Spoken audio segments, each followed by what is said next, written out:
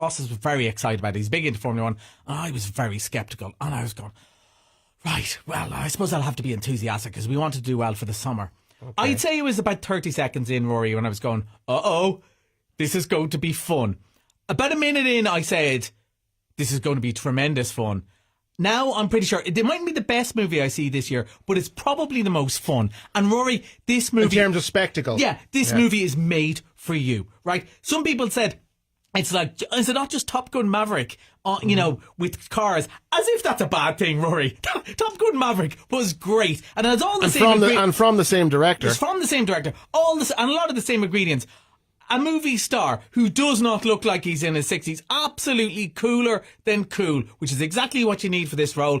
Young, handsome, rookie. Will he get involved? Absolutely brilliant soundtrack with some new music and lots of 80s and 70s bangers, right? Absolutely. The movie starts off with Brad Pitt looking cool and a whole lot of love playing, and I'm going, I am there, man. Sold. I am sold. The racing scenes are absolutely brilliant. They do enough techno babble for people who do love their Formula One, and fair play to them if they love it. I just don't want to hear it. But it's just the right balance of, that's interesting. There's Lewis Hamilton. There's Max Verstappen. Some real people, and then lots of just storytelling. Brad Pitt hasn't been this good in ages, I think, because he has to be a cool, slightly arrogant star, right? Who knows a bit more than the rookie does. But of course, there's a secret. Kerry Condon is great. She probably brings a bit of realism into it. Not least that she has the most Irish accent that I've heard in movies for a long time, because she uses her proper big flat accent. She's not doing stage Irish the way even Irish actors sometimes do, right? And you suddenly go, well, it's this international crew. There's a guy from Denmark. There's a guy from France. Why wouldn't there be a bit, somebody who sounds like they're from Offaly in the middle of it going, how are you lads? Right? But which probably sounds really exotic when you're watching this in China in the same way the other accents do, But it's just, the action scenes are brilliant. The little movie club I run, like there's a variety of people. There was a load of younger people who, bad into Formula One, went to see it and loved it. Some of the older people, there's a retired group I work with, went to see it. They thought it was the most fun movie they've seen in the cinema. And usually they just go and see the arty stuff.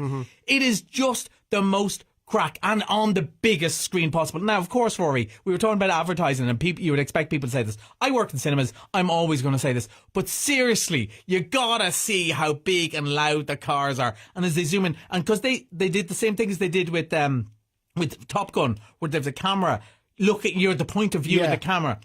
To see that on the big screen, you were transported there. The only thing I would say is take 10 minutes before you get in the car to drive home so you don't get any points on your licence, because you're going to be so revved up after this. It is so much fun. Probably not a good idea to go and watch this if you suffer from motion sickness or anything. No, or it might cure you. It might be the one that you go, well, it'll never be that bad again in the car. But I think, staring at... Usually when people get motion sickness, they don't get to stare into Brad Pitt's eyes for half an hour afterwards, which I imagine would cure a lot of the people of it. Everyone is gorgeous. The music is great. And of course, it's all, exotic locations, we're, because all the Grand Prix, each week they're going to a new one. Obviously, about 2 hours later, I thought of the story and went, that would never happen. But it didn't matter, because it took me 2 hours, because I was so immersed in the world, enjoying it so much. It's just... as I said, it's the most fun movie this summer. I'm really looking forward to it. I think that's something that has been sort of missing for the last year. Fun. Just a film that's not afraid to have fun, not afraid, doesn't take itself too seriously. No, not at all. And just... It's saying you're in on the story, you're in on the joke. Of course, this bit probably wouldn't happen, but it doesn't matter, because it's pure entertainment. And you said about the summer, we're 50 years since Jaws, right? And maybe that's what, that's the movie that changed blockbuster, because, the movies of the 70s, there was plenty of entertaining stuff, but the idea of a summer blockbuster of just sheer pleasure and enjoyment, Jaws changed the movie, and 50 years later, Formula One is doing the same thing. It's saying, look, we'll worry about Oscars and stuff and other times of the year. I saw, there's loads of absolutely amazing movies I've seen this year that are awards worthy, but not everyone's going to like them. This is saying, it's the summer. You've worked hard all year. Come, buy some popcorn, enjoy yourself. It is perfect. I'm pretty sure everyone listening, even those who go, I don't usually like that sort of movie, or I don't like Brad Pitt, or I don't like Car, is still going to enjoy this movie. Okay. It is as guaranteed an enjoyable time. And I wouldn't mind the fact that it's 2.5 hours long and I'm raving about it like this shows you how enjoyable it is. Because usually I moan about long movies. It's so much fun. I thought it was about an hour and a half. Brilliant. Because that's how much fun I was having. Highly recommend it. Please go and see it. Formula One, the movie. Yeah. From Joseph Kosinski. Yeah. Joseph Kosinski as director and starring Brad Pitt. Lots of fun. That's in theatres when? It's out right now. It's only a PG as well. There's a bit of mild swearing. It's only a PG, so loads of people can go and see it. Okay. It's great. Okay. Here's one that has slipped under the radar, but one of the biggest franchises of all time, and yet another installment, Jurassic World. Yeah, and it's called Jurassic World Rebirth. So they're obviously trying to reboot. So, look, I think we all probably agree. Jurassic Park, one of the greatest movies of all time. Yes. A couple of the sequels, mildly entertaining, and especially if you were young and that was the first one you saw in the cinema. Let's face it, things kids will always love: cute animals and scary animals. Dinosaurs will always be popular. It will never go out of fashion. In 100 years' time, there'll be some version of this movie. But the Jurassic World movies were a bit self-indulgent. Do you know what you were saying about taking themselves too seriously? I thought they did do that a bit and didn't do enough. Let's have the dinosaur chase us. There was a bit more about, DNA and all that sort of stuff. No, Steven Spielberg had it right. Those bits were in the story. But what do we remember? We remember the glass of water shaking. We remember the kid climbing the fence and the electrocution. All the action scenes. There's always a fine balance of grounding it in some sort of reality, but then have some fun. Roller coaster. Yeah. Yes. Now, from what I've seen at Eclipse, this opens on Wednesday, so I haven't seen it yet. So Scarlett Johansson is the star of this. And I'd also like to think she is a very big star. So if it was just a let's keep the franchise going boring movie, I would like to think she wouldn't have taken it. She doesn't need the money. She could get the money elsewhere, that they gave her a script and said, this is going to be a lot of summer fun. So they're back on an island. So the dinosaurs are there. They need to go and retrieve something, which is a pretty standard story. Yeah. But that can be fun. Lost in an island, scary dinosaurs running around. Good crack. So be interested to see, will this be in the shot in the arm? Will we get 3 or 4 more? Or is this just like flogging the dead Triceratops? Well, yeah, this is the thing now, because, we had the original Jurassic Park trilogy. Yeah. You had the original, great. Yeah. Follow-up, okay. Entertaining. Well. Third one, pretty poor. Yeah. Then it went into a sort of a lull for 14, 15 years in there. And then with Jurassic World. This renaissance, and I thought this is never going to work. This is never going to happen. It was huge, bigger than the original. It was everywhere. Yeah.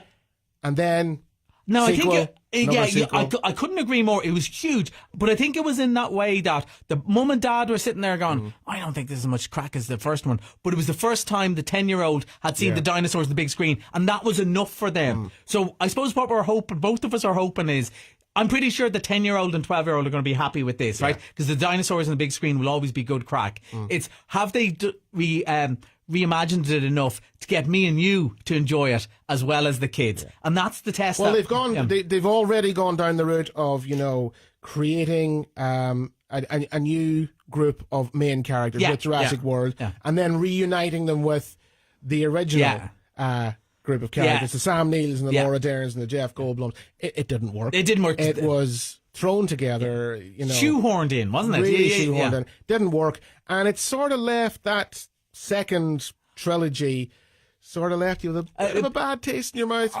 It was poor. It was thrown together. It wasn't, So I was surprised that they're going again. And I'm supposed to go again so soon. I thought maybe they'd need a sort of a moratorium between it. But no, clearly they think this is the shot in the arm. And I can't wait. I'll see it on Tuesday morning. I'll send you a text. Do. Okay, we look forward to that. So that's Jurassic World. That is coming this Wednesday. This Wednesday. All right. So moving from Jurassic World, it's interesting because we were talking about, and we've only got 2 or 3 minutes left, so we're going to have to really go. We were talking about movies, not really, for the last couple of years, not afraid to have fun. Yeah. Okay. Think Justice League, things like that. Dark, gritty, superhero movies should be big, bright, fun. Superman is back. Yes. And this looks to me to be big, bright, fun. Yeah, well, Crypto the dog is part of it, so you can't go, how dark can it be? And here's my second controversial statement that I was running about. There hasn't been a good Superman movie since 1981 with Superman 2. Superman and Superman 2, great fun. I even had the figures and all that. All the others either were too silly or a lot of them, exactly what you said, too dark, too serious, too much about, America's place in the world and all that. No, I want to believe a man can fly, Rory. Do you think this is the one to bring that back, just to be good fun and joy? And Superman standing for what's good in the world. From what I've seen, I think it's a step in the right direction. Is it going to be up there with Richard Donner's Christopher Reeve? No, it's not. Of course it's not. Also, we're not 10 anymore. And, I think that is probably one of the closest examples you'll find to a perfect movie. You think to the original. It had everything. Yeah. It had, Superman's home planet, very biblical, a big ice planet. Yeah. Then the wheat fields of Kansas. Yeah. And then moving to Metropolis and bang, you're into a comic strip. Yeah. And also, they've got that so right. Clark Kent was believable. There's such a difference between Clark Kent and Superman in those ones. Yeah. He was the klutz, whereas now Clark Kent has been very handsome, very official reporter. He's cool as well, and it just wasn't that. So this is it, and also it's by James Gunn, who kind of really gave a shot in the arm to Guardians of the Galaxy, which no one had heard of. So let's fingers crossed. We will talk about that one next month. Yeah. Although I'll try and smuggle you into the cinema before that. We don't tell your missus. We'll call it a work trip or something, okay? You're going to get me into trouble. Yes, now. I am. Yes. All right, Collie, thanks for joining us. We will talk to you next month, and we lead with Superman, right? Okay, will do. All right, that's where we wrap things up for this Saturday morning. Thanks to everyone who got in touch with the show, the requests, dedications, suggestions for music. Thanks to Roisin for her help on the programme as well. Paul McDevitt is up next with the Saturday Shuffle. Katie's on her way with a news update for you, and I'll talk to you next Saturday morning. Experience HOME, Ireland's first aerial hip opera by Fidget Feet and Toby Omotasso. A thrilling